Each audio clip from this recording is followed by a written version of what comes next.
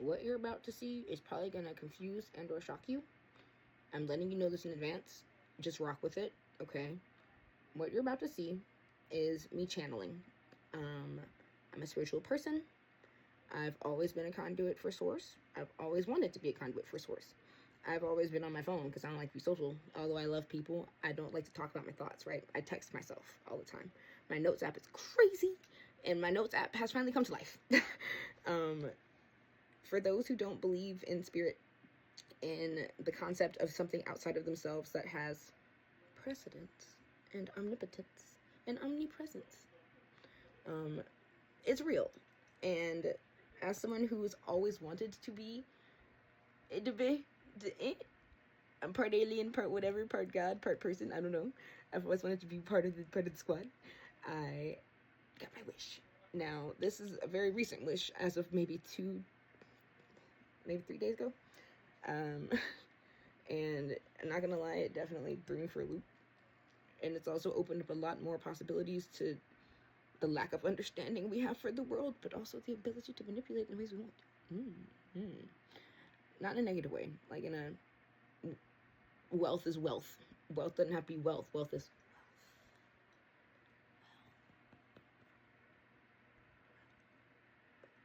okay. See, basically, after the last 3 weeks now, I've been going through it.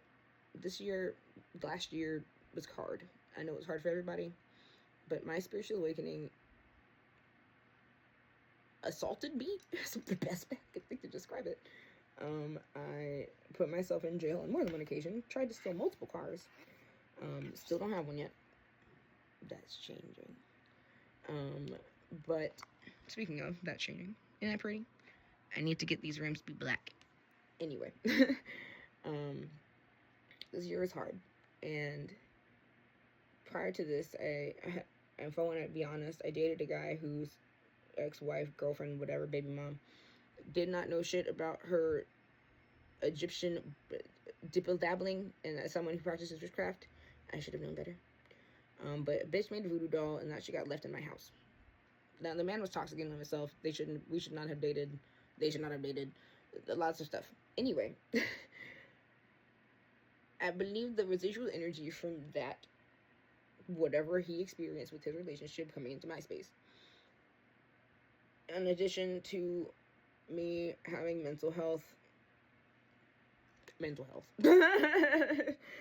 whatever, bipolar, manic depressive, major depressive, who knows? I don't seem depressive right now. And that's because I am personally convinced that all mental bullshit is strictly mental bullshit. You can train your mind to not deal with shit. Trust. You can train your body to do that too, to be honest. But as I continue, my brain has been going through it. And I've always been very susceptible. I've always wanted to be hypnotized as a kid. I've always loved magic, magic shows and shit. I've always loved that stuff. Genuinely, my inner child, all of my inners, 333, apparently, that's funny, there were 3 of them. Apparently, I don't know if dissociative identity disorder or DID or whatever is present as an adult, but my inner child, me version, I guess, the one that's angsty, the teenage side. And then there's Cass. Hello. I love Simon. I'm a musician. That's good. And then we have the old wise one, Cassandra. I don't like that first name. That's my first name. I don't fuck with it, but whatever. Anywho's, they all have different tiers, and you're gonna probably see some of their responses, as well as my other team of spiritual teammates, players. We're gonna say players because 424. I've always been told life is a game, and you play the game of life, you win the game of life. No one actually explained what the fuck that meant, and literally, the game is in your mind. You're gonna see some haphazard random clips for 4401, crazy. You're gonna see some haphazard clips. I'm gonna try and omit as much impersonal information as I can. But I also don't blame you if you're like, bitch, how you could be lying, right?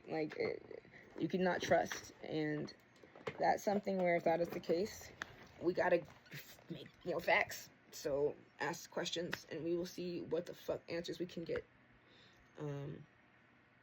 Yeah, this is something that's very, very new to me. I've always been connected to spirit, but actually being able to converse with spirit. Because we be praying to God, and we know that God hears us, but we don't be talking to him, you know what I'm saying? I've always said God should be my God is my sugar daddy, and God can always be direct message. As a tarot reader, we understand how to interpret signs and symbols. As a person, reading words, whole different ballgame. So, that being said, welcome to the cult. uh, I don't know what kind of cult. The cult of Plur, the cult of Cass, the cult of Psilocybin. I like the Psilocybin network. Mycelium. Ilcilium? No. Mycelium network. We're gonna do something with that. We're gonna make some kind of name. Anyway, tangent. Coming closer, know that I'm a mess. Tangled up in wires, I can't catch my breath. I run. Pulling deeper, I cannot confess. Drowning in the chaos, I can't catch my breath. I run. Catch my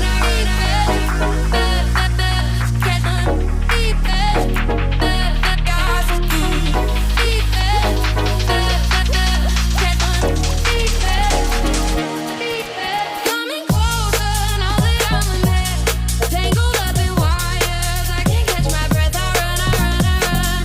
Pulling deeper, I cannot confess. Drowning in the chaos, I can't catch my breath. I run.